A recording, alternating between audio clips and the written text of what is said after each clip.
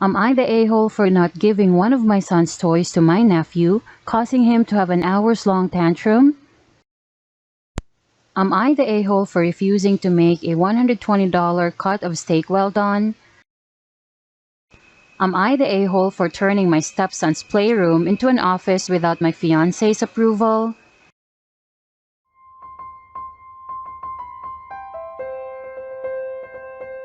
Am I the a-hole for not giving one of my son's toys to my nephew, causing him to have an hours-long tantrum? We hosted Thanksgiving at my place. My brother, his wife, and their almost 4-year-old son were among the guests. As people were leaving, my brother asked if my nephew could take home one of my 2-year-old son's toy trucks. My nephew had been playing with it nonstop since they arrived and wanted to keep it. My brother said that he'd replace the toy if I told him where I got it. I told my brother that I'd be happy to give him a link to the store where I bought it, but I would not give him the toy then and there. I refused for 2 reasons. Firstly, my brother, sister-in-law have a terrible habit of giving my nephew everything he asks for. He is way too old for that.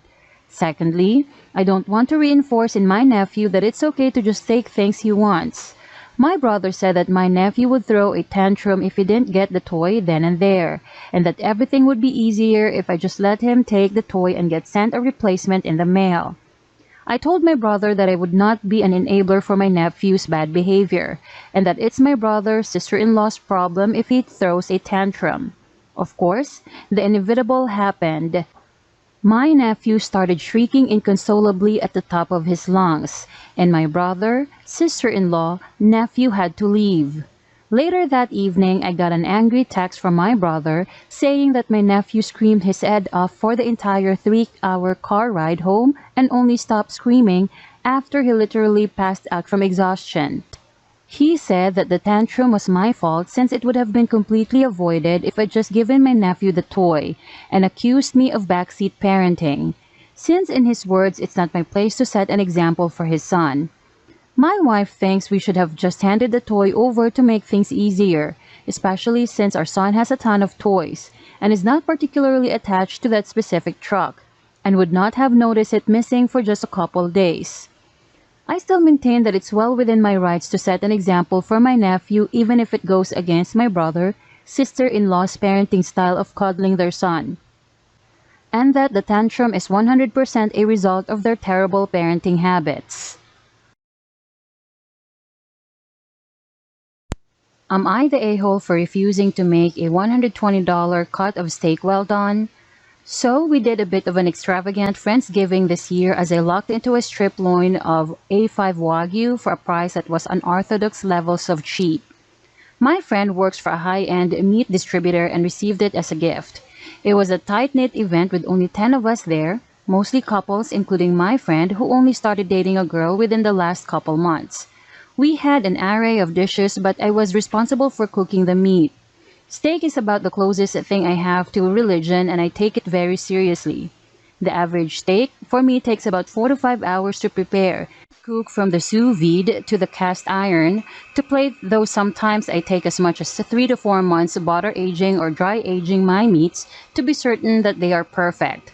These were genuine A5, so I only sous vide them after cutting them into 2-inch steaks. There was pretty perfectly enough for one each, but I also made jerk chicken, mandarin duck breast, and a nice cut of cherry jalapeno salmon. I had quite the spread. I sous vide them to medium rare to be sure the fat was well rendered, but informed them that if absolutely necessary, I'd bring them up to medium on request. Well, here comes the new girl into the group. She sees the person cut into their steak and sees pink, and she is just mortified. Immediately, she asks him of eating raw meat and stresses that the steak should be brown all the way through or else you'll get sick. I informed her that this wasn't the case and that these steaks were actually cooked to the ideal temperature for the cut. She immediately demanded that I cook hers till it was brown, all the way through, and I firmly said not a chance. She proceeded to get angry and yell, and it was her steak and she should have it how she liked. I told her that there were plenty of other meats to choose from as well as a plethora of side dishes that she could have, but her steak was not being made well done in my house. She said, "Fucking a-hole." Then she got up and started to stick the steak in the microwave. I shot up and grabbed it out of her hand first, at which point half of the steak fell onto the ground. My dogs quickly got it, to which I said, well, at least it went to someone who wouldn't shit on a good steak. From there was definitely tension from that end of the table. They ate a little bit, then hurriedly left. Since then, my longtime friend and his new girlfriend have blocked me on social media and my phone number. They've even gone so far as to block the rest of the people at the table and cut off all ties. Yesterday, I received a PayPal invoice from my old friend for $25 that just said, pay for dry cleaning of her dress. I don't think anything actually spilled on her. I think it's just more drama, but as of now, I'm ignoring it and unfortunately probably washing my hands clean of an old friend. Am I the a-hole here?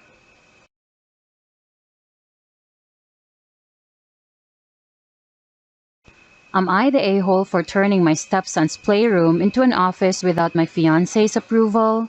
Hello everyone, I, female 32, have been with my fiance Kevin, male 37, for 3 years.